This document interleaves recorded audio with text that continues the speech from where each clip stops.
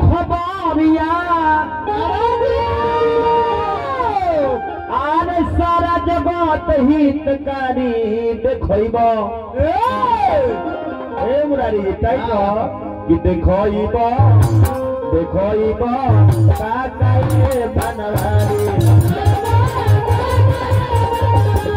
देखब काकाए बनवारी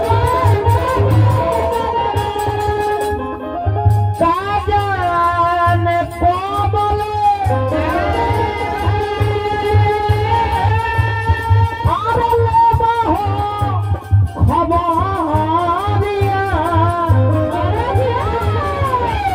सारा जगत हितकारी देखब काकाए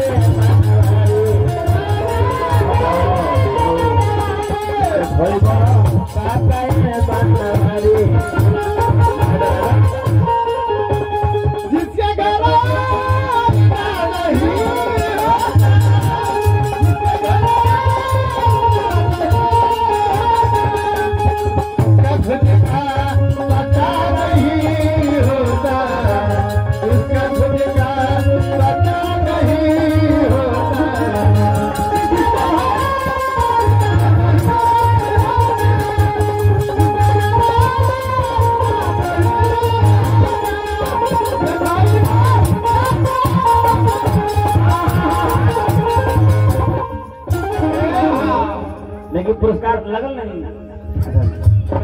पुरस्कार हमारे के फिर गुप्त दान महादान मिलो और संग संग हमने के रवि भैया के माध्यम से जो ने बबनी के मामा बड़े